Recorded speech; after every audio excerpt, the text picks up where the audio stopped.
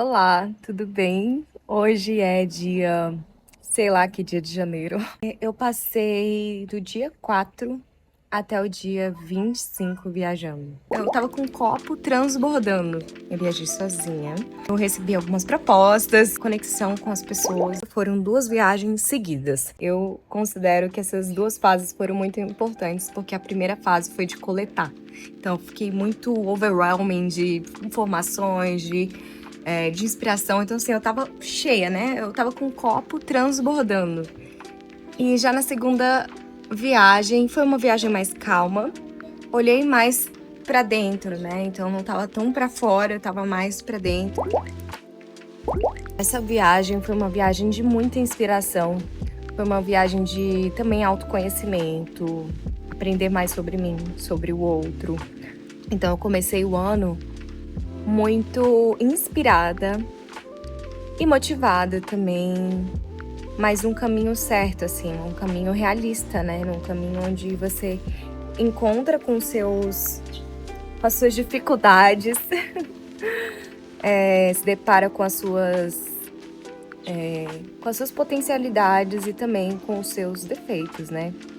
Então eu comecei com um direcionamento muito bom, sabendo o que eu posso aprimorar, o que é realmente importante para mim. E nessa primeira viagem também foi uma viagem solo, eu viajei sozinha. Mas claro que eu não estava sozinha há nenhum tempo. Eu tive muita conexão com as pessoas e isso que é o legal de viajar sozinha, é que você se abre para as possibilidades e também se abre para conhecer novas pessoas, oportunidades.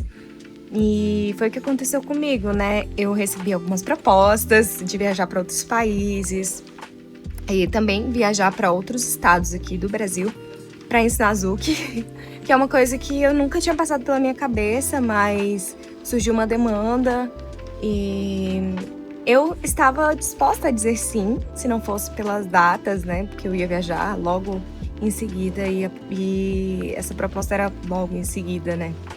Então, mas eu não fechei as portas, eu continuo conectando com as pessoas e isso é muito bacana. Teve alguns aprendizados que eu tive nessa relação com o outro, né? Então eu convivi com uma amiga, a Amy. Vocês vão ver ela aí no vlog do Rio de Janeiro. E ela tem algumas especificidades que eu já tinha lidado antes, né? Então foi interessante ver a minha forma de reagir a esse tipo de comportamento, né? Diferente das outras vezes. Então, a minha amiga, ela tem ADHD. Também convivi outras vezes com uma amiga também que tem essa condição, né? E foi interessante porque nunca tive muita dificuldade com lidar com pessoas assim, né? Na verdade, eu fui entendendo cada vez mais os padrões, os comportamentos e fui aprendendo a lidar melhor e ajudar essas pessoas, né? Não só ter paciência, né? Mas também ajudar trazendo ferramentas, trazendo alguns feedbacks, entendendo mais o funcionamento da pessoa. Então, no caso da minha amiga, ela tinha algumas dificuldades com horários e tal. E aí eu fui notando alguns comportamentos que estavam se repetindo e que realmente estavam atrapalhando ela nesse processo de, enfim, sair de casa e tal. E aí eu comecei a adotar um comportamento um pouco diferente quando a gente ia sair.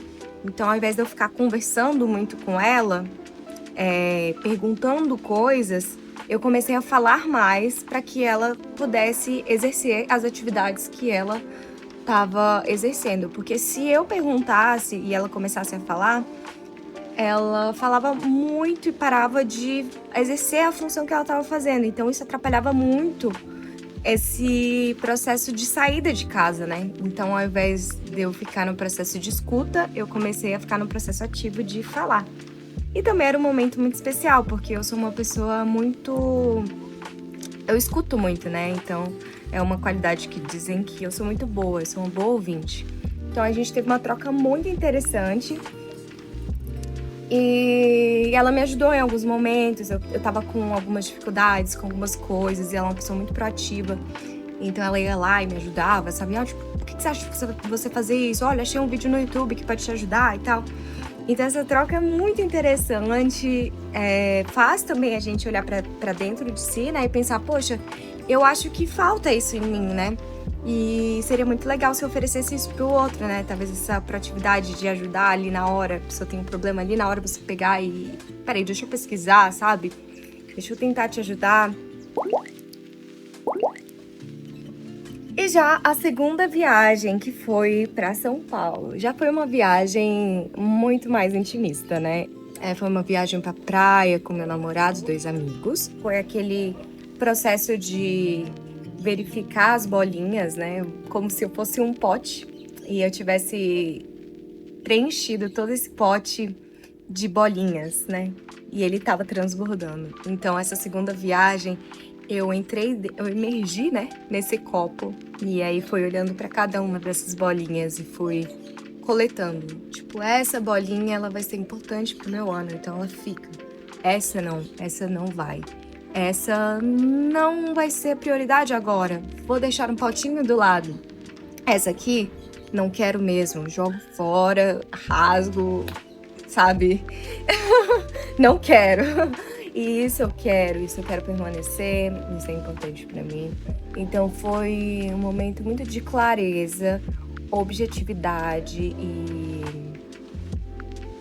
reflexão. Um momento de reflexão. Então foi muito bom. Eu consegui traçar estratégias, consegui traçar planos para 3 meses, o que era muito difícil para mim, né? Eu costumo traçar planos para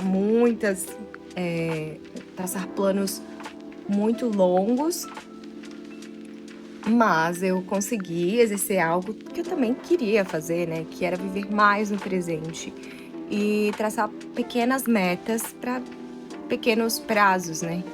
Para que eu consiga seguir de uma forma mais estratégica e mais presente em cada uma das minhas metas. E eu sinto que eu estou nesse caminho, né? Eu voltei ontem e já comecei a botar uma das minhas metas em andamento. E, bom, estou nessa luta ainda, né? De ser artista e colocar para fora aquilo que eu acredito de forma mais conectiva, mais intimista, que é o que eu acredito, né? Que é colocar minha verdade através da arte de forma profunda. Eu não acredito numa arte superficial, porque se fosse para fazer uma arte superficial que transmite pouco, eu não me sinto bem. Acho que até por isso que eu tinha muitas dificuldades com o Instagram, mas mudando a minha percepção de expressão ali no Instagram, mudando a minha intenção ali, eu acho que eu me sinto mais feliz, né? Não é uma forma que conecta com muitas pessoas, mas conecta com as pessoas certas. E eu tive a confirmação quando eu fui para São Paulo e eu tive conexões muito profundas com clientes, com histórias muito profundas. Confiaram a mim histórias delas e todas elas me disseram, parece que me confirmaram aquilo que eu estava desejando para esse ano, que é viver mais presente. Que é viver mais no presente e viver mais intensamente cada momento. E é isso que eu desejo para esse ano. Então, querido 2026, eu desejo viver você intensamente, com presença e intencionalidade. É isso. Eu espero que você também viva o seu ano de forma presente com as pessoas que realmente importam e vivendo experiências que realmente são importantes para você. É isso. Te vejo no próximo vídeo. Um beijo. Tchau. Os meus erros, né? Aquelas coisinhas que a gente sempre...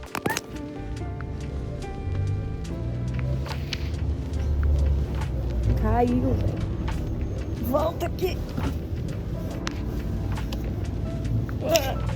Ai, merda.